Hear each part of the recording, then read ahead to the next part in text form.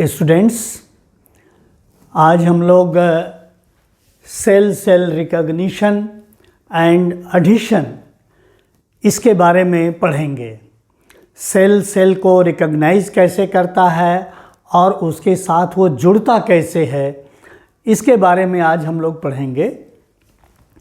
जो सेल्स होते हैं मल्टी सेलुलर ऑर्गेनिजम्स में, वो एक सिंगल जाइगोटिक सेल से डेवलप करते हैं और जाइगोट के डिवीज़न होने के बाद फिर मल्टी सेलुलर कॉम्प्लेक्स बनने लगता है, टिश्यू बनता है।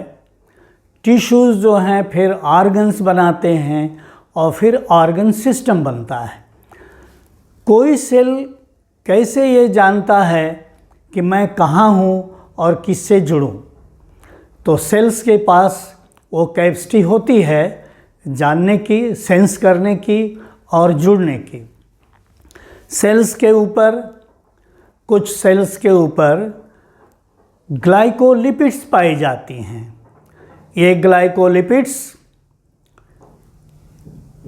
जो लिपिड मॉलिक्यूल हैं उसके हेड के रूप में कुछ कार्बोहाइड्रेट्स जुड़े होते हैं और ये सेल्स को कुछ स्पेशल टिश्यूज़ में पाए जाएंगे।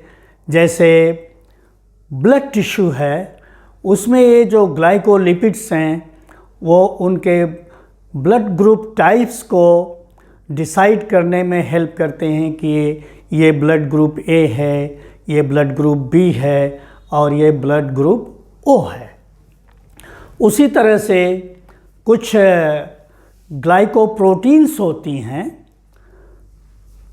वो सेल सरफेसेस के वर्टिब्रेट्स के सेल सरफेस पर पाई जाती हैं ग्लाइकोप्रोटीन्स। और वो ग्लाइकोप्रोटीन्स कुछ सेट ऑफ जीन्स होते हैं जो MHC में पाए जाते हैं। M मेजर हिस्टोकॉम्पैटिबिलिटी कॉम्प्लेक्स के कुछ जीन्स होते हैं जो उन प्रोटीन्स को कोड करते हैं। वो सभी वर्टिब्रेट्स के सेल सरफेस मेम्ब्रेन्स पर पाई जाती हैं। ये जो ग्लाइकोप्रोटीन्स होती हैं वो सेल सरफेस आइडेंटिटी मार्कर की तरह से काम करते हैं और सेल का जो एनिमल का जो इम्यून सिस्टम है वो उसे रिकॉग्नाइज करता है और इम्यून सिस्टम में ये जानता है कि ये सेल्फ है, ये अपनी बॉडी का है और ये नॉन सेल्फ है, ये दूसरी जगह का है। उस प्रोटीन के वजह से वो रिकॉग्नाइज हो जाते हैं, सेल्फ और नॉन सेल्फ। तो एक तरह से ये सेल के ऊपर टैग है, सेल का हॉलमार्क है, जिससे सेल्स के रिकॉग्निशन होते हैं, सेल्स की आइडेंटिटी बनती है कि कौन सा अपनी बॉडी का है और कौन सी दूसरी बॉडी का है।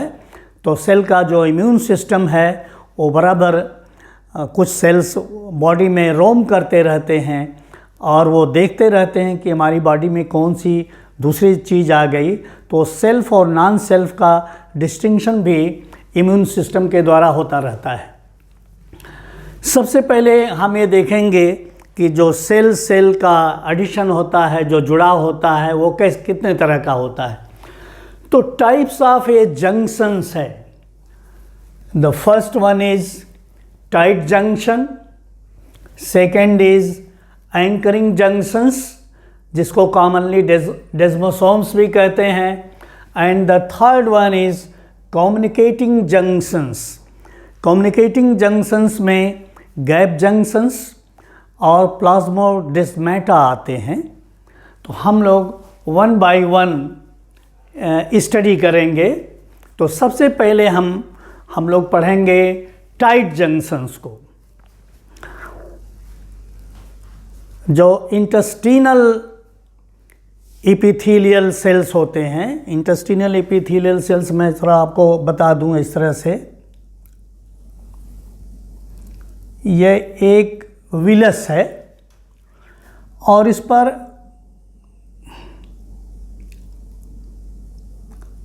ये इसके एपिथेलियल सेल्स हैं।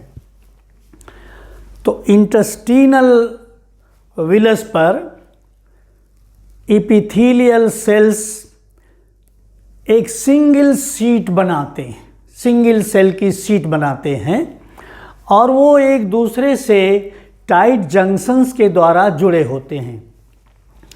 अब अगर एक एपिथेलियल सेल को देखा जाए तो उसमें इस तरह से माइक्रोविलाई पाई जाएंगी। यह सिंगल एपिथेलियल सेल है, यह सिंगल एपिथेलियल सेल है, और इसको अगर और फाइन देखा जाएगा तो उसमें इस तरह से माइक्रोविलाई पाई जाएंगी और यह एक सिंगल विलस है। और इसमें जो है ब्लड वेसल्स, कैपिलरीज होंगी, ये ब्लड के कांटेक्ट में भी रहेगा, वो चीज़ यहाँ पर नीचे आपको दिखाई दे जाएगी। ये माइक्रोविलाई हैं जिसमें ये एक्टिन फिलामेंट्स इसके एपिकल पोर्शन से आ रहे हैं और साइटोप्लाज्मिक सरफेसेस पर ये एक्टिन के बंडल्स हैं just below the apical region. ये जो है, जो माइक्रोविलाई प्रोसेस है, ये एपिकल प्रोसेस है, एपिकल रीजन है और ये बेसल रीजन है। तो just below the apical region there are tight junctions. वहाँ पर दो एपिथेलियल सेल्स की जो मेम्ब्रेन हैं वो सेवरल प्लेसेस पर फ्यूज़ कर गई हैं। उसका एक डायग्राम टाइट जंक्शन का ये बनाया गया है। ये दो सेल्स हैं, ये सेल 1 है और ये सेल 2 है। तो दो सेल्स एक दूसरे के साथ जुड़े हुए हैं, ये दो सेल्स एक दूसरे के साथ जुड़े हुए हैं। और कहाँ पर इनका जुड़ा होता है, टाइट जंक्शंस कहाँ पर बनते हैं? Just below the apical region. Microvilli के ठीक नीचे जो है ये टाइट जंक्शंस बनते हैं। दोनों की दो सेल्स की, दो एपिथेलियल सेल्स की प्लाज्मा मेम्ब्रेन सेवरल प्लेसेस पर फ्यूज़ कर जाती हैं। फ्यूज़ क्यों करती हैं? ये इंटेस्टिनल ल्यूमेन है, गट का जो है बीच का पोर्शन जो है, हॉलो पोर्शन ल्यूमेन है। एपिथेलियल सेल्स जितनी भी बॉडी कैविटीज़ हैं उनको लाइन करते हैं और एक्सटर्नल सरफेस पर लाइन करते हैं। और इन टाइट जंक्शंस का ऑर्गेनिज्म में बहुत बड़ा फंक्शन है। ये टाइट जंक्शन बन रहा है दो एपिथेलियल सेल्स के बीच में, यहाँ पर उसको हमने यहाँ पर भी आपको शो कर दिया है। ये एक सेल की प्लाज्मा मेम्ब्रेन है, ये दूसरे सेल की प्लाज्मा मेम्ब्रेन है।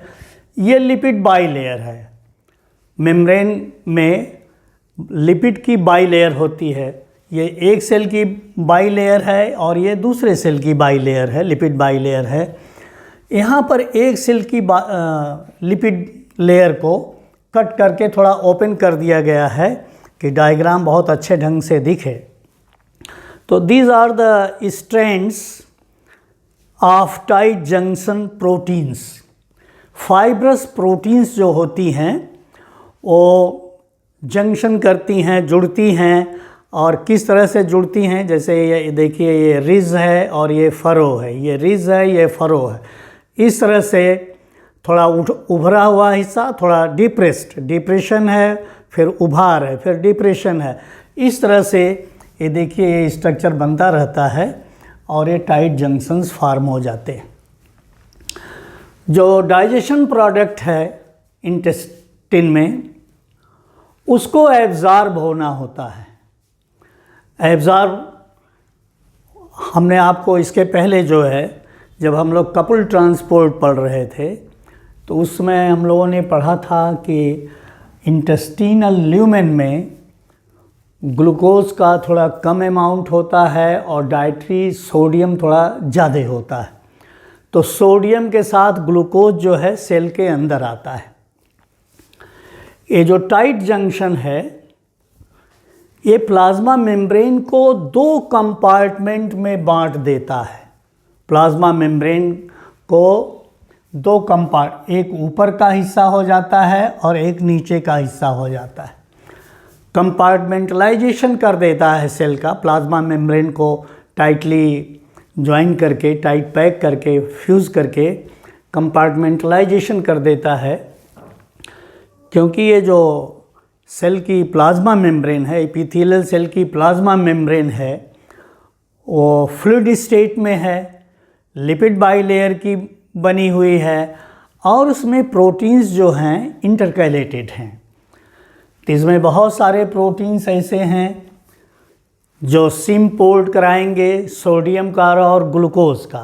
सोडियम और ग्लूकोज ल्यूमेन से अंदर आएगा, सेल के अंदर आएगा, साइटोप्लाज्म में आएगा और साइटोप्लाज्म में आने के बाद यहाँ पर ग्लूकोज का अमाउंट ज़्यादा है, सेल के अंदर ग्लूकोज का अमाउंट ज़्यादा है, तो अधिक ग्लूकोज है तो इसको ट्रांसपोर्ट होके ब्लड में जाना है। यहाँ पर ब्लड है, यहाँ पर ये देखिए ब्लड का है, ये एपिथेलियल की सीट है।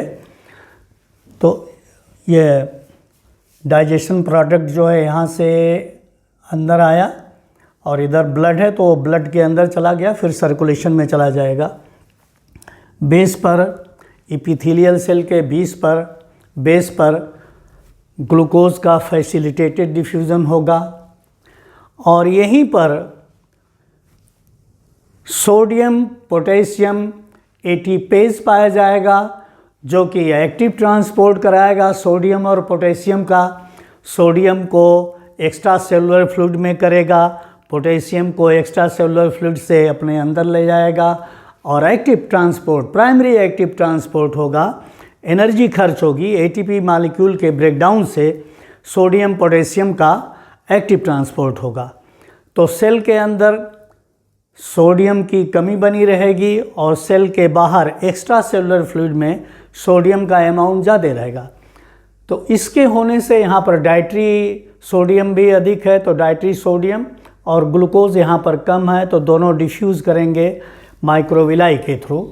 ये माइक्रोविलाई हैं और यहाँ पर इसके थ्रू डिफ्यूज़ करके साइटोप्लाज्म में आ जाएगा और वहाँ से होता हुआ यहाँ पर ग्लूकोज का फैसिलिटेटेड डिफ्यूज़न होगा, ब्लड में मिल जाएगा और जो भी सोडियम आ रहा है इसके अंदर यहाँ पर एक्टिव ट्रांसपोर्ट होगा, सोडियम पोटेशियम का एक्टिव ट्रांसपोर्ट होगा। सोडियम अंदर कम रहेगा लेकिन अंदर से ये बाहर एक्स्ट्रा सेलुलर फ्लूइड में आएगा। पोटेशियम एक्स्ट्रा सेलुलर फ्लूइड में कम रहेगा, लोअर कंसंट्रेशन में रहेगा और ये यहाँ से यहाँ ट्रांसपोर्ट होके जाएगा।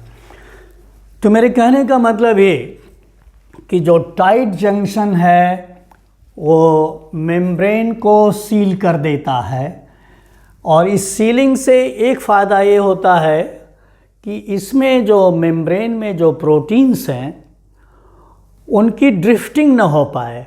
वो क्योंकि मेम्ब्रेन फ्लूइड स्टेट में है, वो मूवमेंट करके बेसल रीजन में न आ पाएँ, क्योंकि जो एपिथेलियल सेल्स हैं इसमें पोलैरिटी है, इधर कुछ है और इधर कुछ है। बेसल रीजन पर कुछ प्रोटीन्स हैं और एपिकल रीजन में कुछ प्रोटीन्स हैं। ये प्रोटीन्स सोडियम और ग्लूकोज का एब्जॉर्प्शन करेंगे, वहाँ से ये डिफ्यूज़ करके आ जाएगा, अंदर एब्जॉर्ब कर लेंगे और इधर से यहाँ की प्रोटीन्स कुछ हैं। यहाँ सोडियम पोटेशियम एटीपेज है और यहाँ पर फैसिलिटेटेड डिफ्यूज़न के लिए दूसरा ग्लूकोज ट्रांसपोर्टर है। तो इस तरह से ये कंटिन्यूटी, ये एपिथेलियम है तो एक शीट बनती है और इस शीट में एक सेल दूसरे सेल से टाइट जंक्शन के द्वारा जुड़ा हुआ है। और जैसे हम लोग अपने वेस्ट में बेल्ट लगाते हैं ताकि कोई चीज़ ऊपर से नीचे न गिर के जाए, तो उसी तरह से ये भी जो सेल एपिथेलियल सेल्स में ये जो टाइट जंक्शंस बनते हैं वो इंश्योर करते हैं कि एपिकल पोर्शन से कोई चीज़ नीचे की तरफ न आए, वो जहाँ पर है वहीं रुकी रहे। इससे एब्जॉर्प्शन प्रोसेस जो है एपिथेलियम सेल्स का प्रॉपरली चलता रहेगा। तो ये जो टाइट जंक्शंस हैं ये फाइब्रस प्रोटीन के होते हैं और इसमें रिजेज और फरो होती है। देखिए रिजेज हैं, फरो है, रिजेज है, फरो है, इस तरह से ये होगा।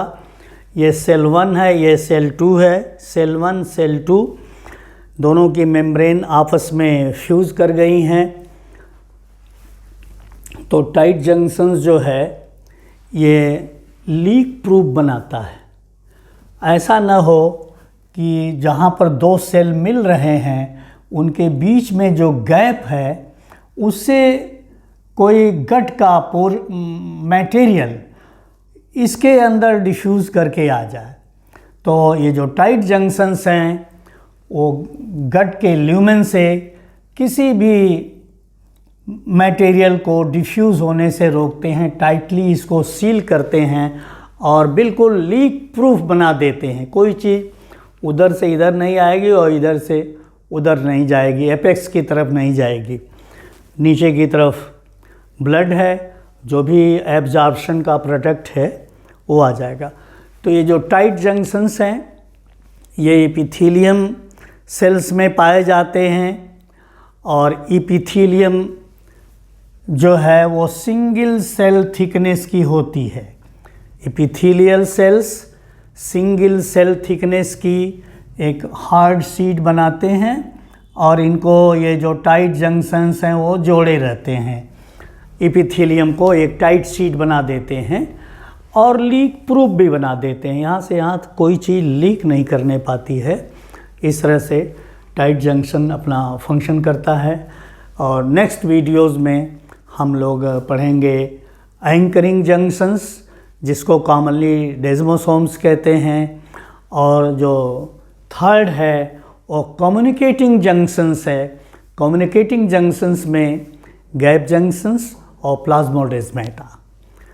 एनिमल सेल्स में गैप जंक्शंस और प्लांट सेल्स में प्लाज्मोडेस्माटा। इसको हम लोग नेक्स्ट वीडियो में पढ़ेंगे। Thank you.